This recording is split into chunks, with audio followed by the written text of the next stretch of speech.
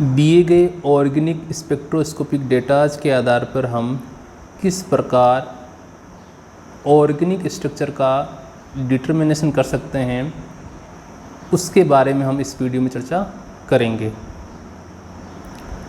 तो हम इस वीडियो में बात करेंगे यूवी, आईआर, प्रोटॉन एनएमआर और कार्बन 13 एनएमआर के बारे में।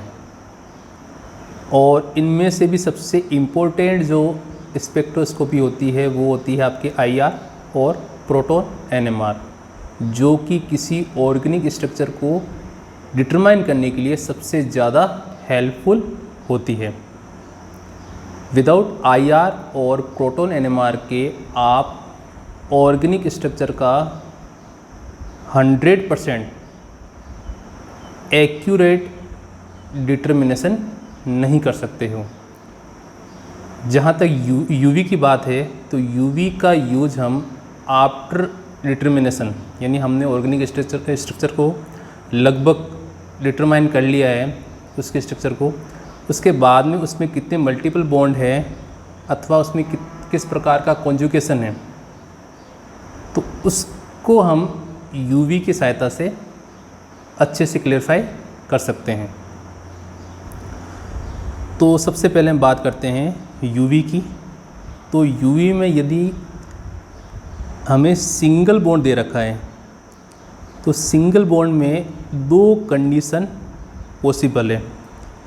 ए कंडीशन में ई मैक्स, यानी जिसे हम एक्सटेंशन कोफिशिएंट भी कहते हैं, यदि इसकी वैल्यू 100 से 10,000 और लैम्डा मैक्स का मान लेस देन 220 nm है, तो उसमें N2 सिग्मा स्टार ट्रांजिशन हमें देखने को मिलेगा।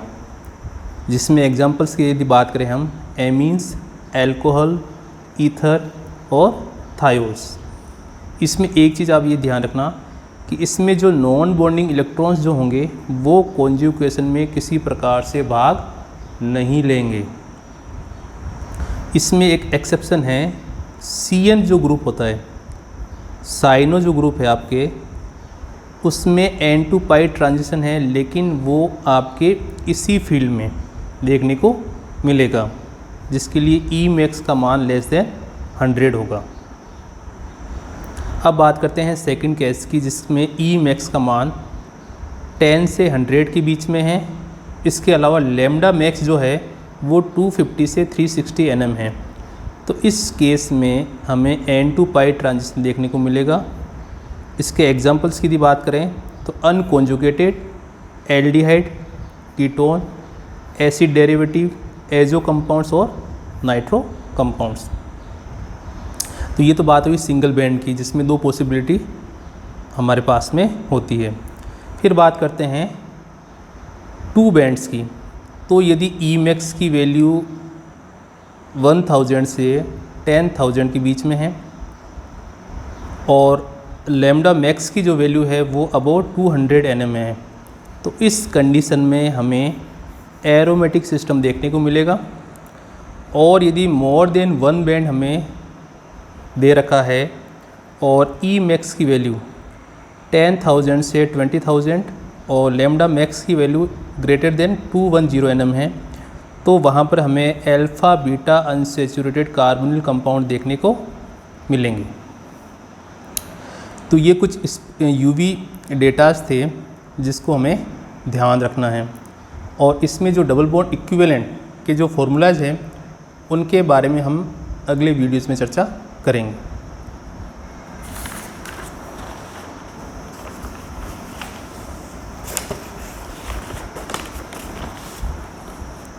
अब हम बात करते हैं आईआर स्पेक्ट्रोस्कोपी की, जिसका यूज हम फंक्शनल ग्रुप डिटर्मिनेशन में करते हैं। और ये मोस्ट हेल्पफुल अपने पास में स्पेक्ट्रोस्कोपी है ऑर्गेनिक स्ट्रक्चर डिटर्मिनेशन में।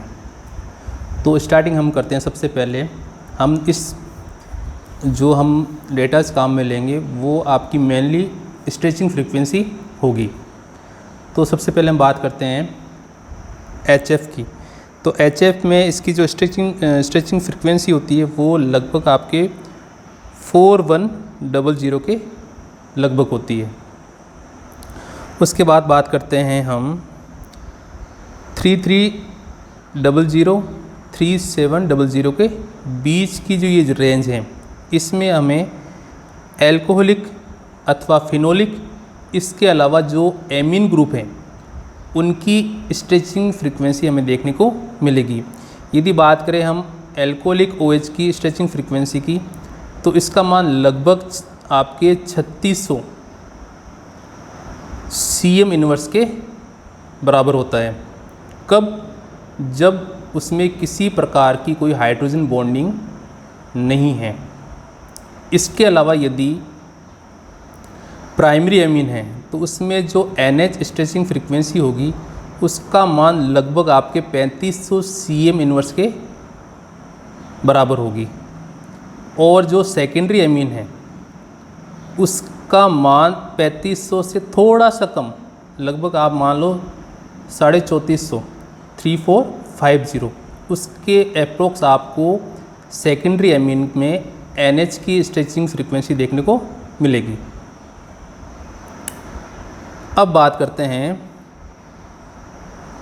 3000 cm इनवर्स से जस्ट ऊपर, यानी हम मान सकते हैं 3100 3100, तो उसमें हमें जो वाइनिलिक CH ये वाला, इसकी आपको स्ट्रेचिंग फ्रीक्वेंसी मिलेगी लगभग 3100 के लगभग।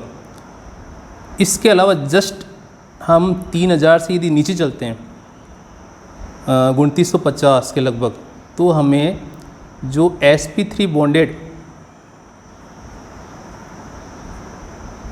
कार्बन है उसकी CH स्ट्रेचिंग फ्रीक्वेंसी हमें देखने को मिलेगी। आप 2900 मान सकते हो, ठीक है। यानी 3000 से जस्ट ऊपर आपके जो डबल बॉन्डेड कार्बन H की स्ट्रेचिंग फ्रीक्वेंसी, जबकि 3000 से जस्ट नीचे कार्बन और हाइड्रोजन वाली स्ट्रेचिंग फ्रीक्वेंसी sp3 कार्बन वाली, यानी ये एल्केन वाली होगी, ये एल्किन वाली होगी, जबकि ये जो 3300 वाली है वो आपके एल्काइन में CH स्ट्रेचिंग फ्रीक्वेंसी हो गई।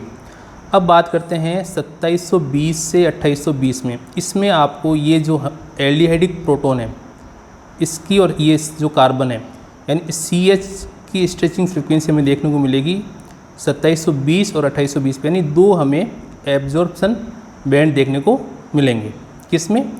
एल्डिहाइड के अंदर।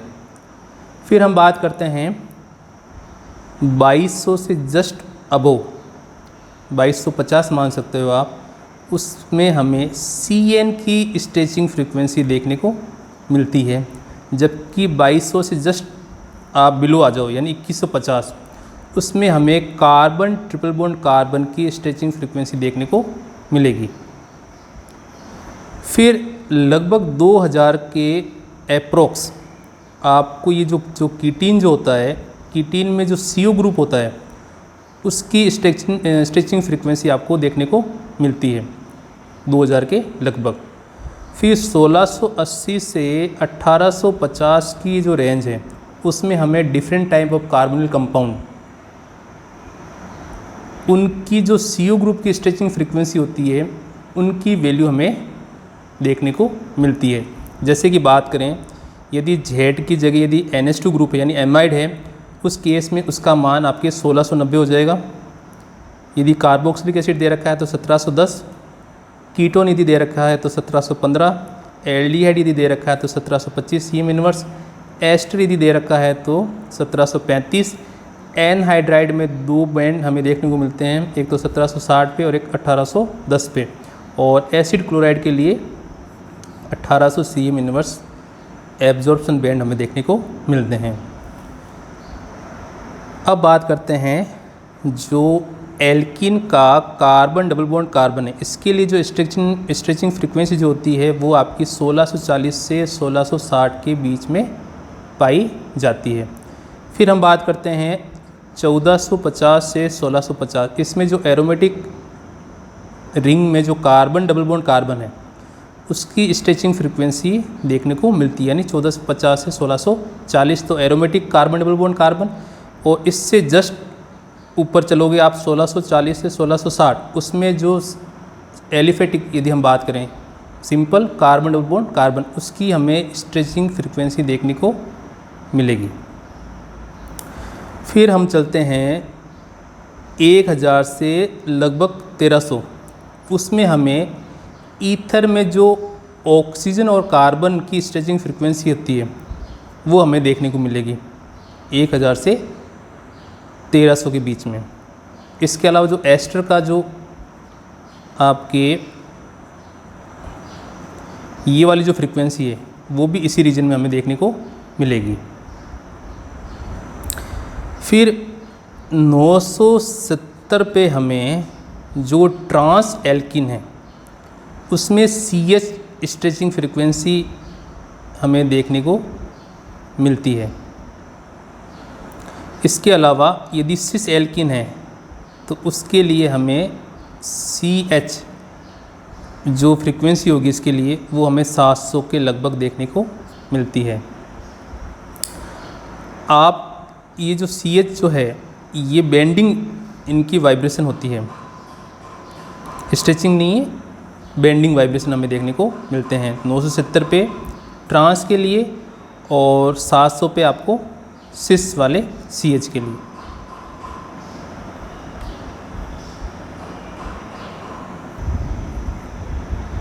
तो ये कुछ IR स्पेक्ट्रोस्कोपी डेटास थे जो कि हमें ध्यान रखना है। और अब हम बात करते हैं प्रोटॉन NMR की। तो प्रोटॉन NMR का यूज हम जो किसी मॉलिक्यूल में जो प्रोटॉन का केमिकल एनवायरनमेंट है उसको डिटरमाइन करने के लिए करते हैं। इसके अलावा यदि आइसोमेरिक फॉर्म है सिस अथवा ट्रांस तो उसको क्लियरफाई करने के लिए हम प्रोटॉन NMR का यूज़ करते हैं। इसके अलावा हाइड्रोजन बॉन्डिंग भी यदि किसी मॉलिक्यूल में देखने को मिलती है तो उसको आइडेंटिफाई करने के लिए हम प्रोटॉन NMR का यूज लेते हैं।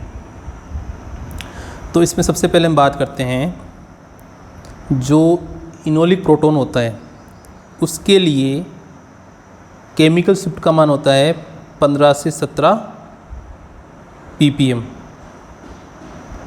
फिर बात करते हैं जो आपके कार्बोक्सिलिक प्रोटॉन होता है उसके लिए केमिकल शिफ्ट का मान जो होता है वो 11 से लगभग 12 के बीच में मिलेगा। फिर जो एल्डिहाइडिक प्रोटॉन है उसके लिए केमिकल शिफ्ट का मान 9 से 10 के बीच में हमें देखने को मिलेगा। फिर जो एरोमेटिक प्रोटॉन जो होता है उसके लिए केमिकल शिफ्ट का मान 7 से लगभग 8.5 के बीच में देखने को मिलता है। फिर 4.5 से 6.5 के बीच में हमें जो वाइनिलिक प्रोटॉन है उसके लिए केमिकल शिफ्ट देखने को मिलेगा। और 3 से लगभग 4.5 के बीच में आपका ये जो एल्कोहलिक प्रोटॉन जो होता है उसकी केमिकल शिफ्ट देखने को मिलती है। इसके अलावा OH से जुड़ा हुआ कार्बन और इससे जुड़ा हुआ ये जो प्रोटॉन है उसके लिए भी केमिकल शिफ्ट भी हमें 3 से 4.5 के बीच में देखने को मिलता है। अब बात करते हैं 2.1 से 3 के बीच। तो इसमें सबसे पहले जो आपके बेंजैलिक जो प्रोटॉन जो होता है उसकी केमिकल शिफ्ट हमें देखने को मिलेगी। इसके अलावा जो कार्बन ट्रिपल बॉन्ड कार्बन से जुड़ा हुआ H है उसकी केमिकल शिफ्ट भी हमें इसी रेंज में देखने को मिलती है, यानी 2.1 से 3.0 के बीच में। इसके अलावा जो 2.1 से लगभग 4 इसमें हमें किसी हैलोजन से जुड़ा हुआ कार्बन और इससे जुड़ा हुआ जो प्रोटॉन है यानी अल्फ़ा जो प्रोटॉन है उसके लिए हमें केमिकल शिफ्ट का मान 2.1 से 4.0 के बीच में देखने को मिलता है। वो डिपेंड करता है कि हमारे पास में कौन सा हैलोजन ग्रुप है। यदि हम बात करें फ्लोरीन की तो लगभग आपके वो 4.0 के लगभग हमें केमिकल शिफ्ट देखने को मिलती है, यानी जितनी ज़्यादा इलेक्ट्रोनेगेटिविटी होगी उतना ही केमिकल शिफ्ट का मान बढ़ता जाएगा।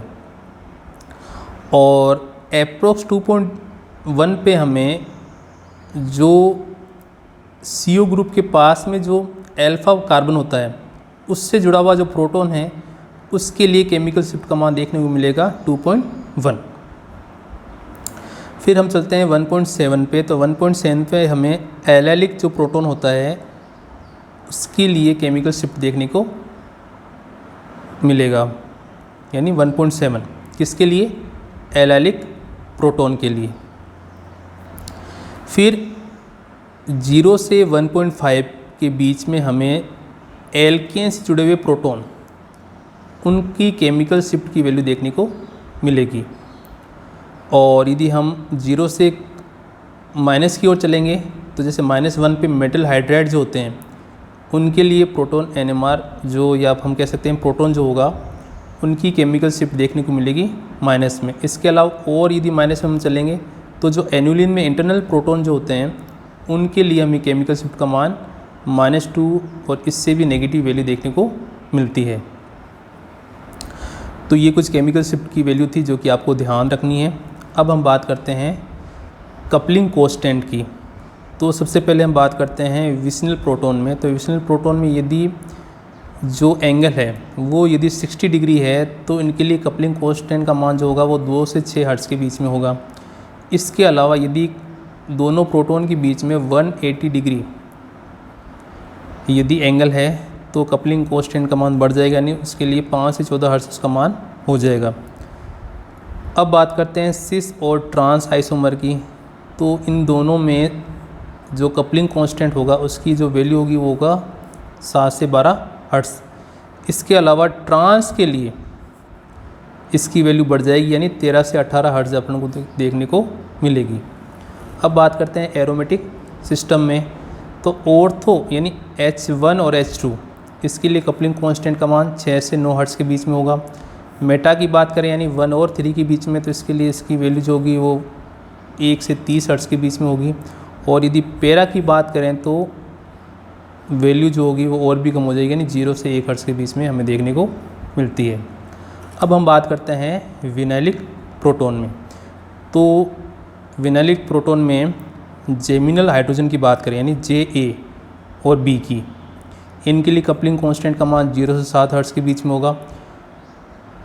फिर बात करते हैं ट्रांस यानी B और C की। तो इसके लिए अप्रोक्स जो होगा वो 15 हर्ट्ज़ के बीच में होगा, 15 हर्ट्ज़ कपलिंग कांस्टेंट का मान होगा। और यदि हम बात करें सिस की यानी A और C की, तो इसकी वैल्यू आपको अप्रोक्स 10 हर्ट्ज़ देखने को मिलेगी। तो ये कुछ कपलिंग कांस्टेंट थी कि वैल्यूज़ थी जो कि हमें ध्यान रखनी है। अब हम लास्ट में बात करते हैं कार्बन 13 NMR की। तो कार्बन 13 NMR में हमें सबसे पहले देखना है यदि 10 से 50 ppm है कार्बन 13 NMR का मान, तो sp3 बॉन्डेड कार्बन होगा।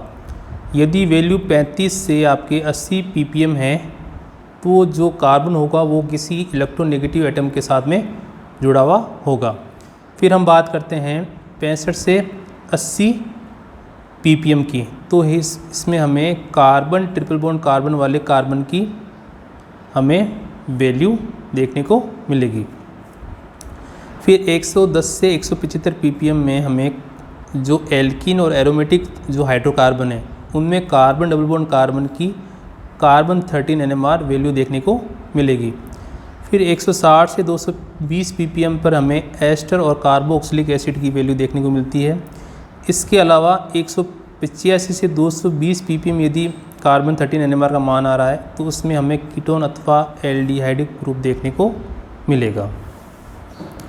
तो ये कुछ UV, IR और प्रोटॉन NMR और लास्ट में कार्बन 13 NMR की हमने चर्चा की। इन कुछ जो हमने इम्पोर्टेंट डेटाज हमने देखे हैं, इनकी सहायता से हम किस प्रकार जो न्यूमेरिकल में स्पेक्ट्रोस्कोपिक डेटाज देके हमें ऑर्गेनिक स्ट्रक्चर डिटरमाइन करने के लिए कहते हैं, तो वो हम अगले वीडियोज़ में सीखेंगे कि किस प्रकार इन डेटाज का यूज करके हम ऑर्गेनिक स्ट्रक्चर को डिटरमाइन कर सकते हैं।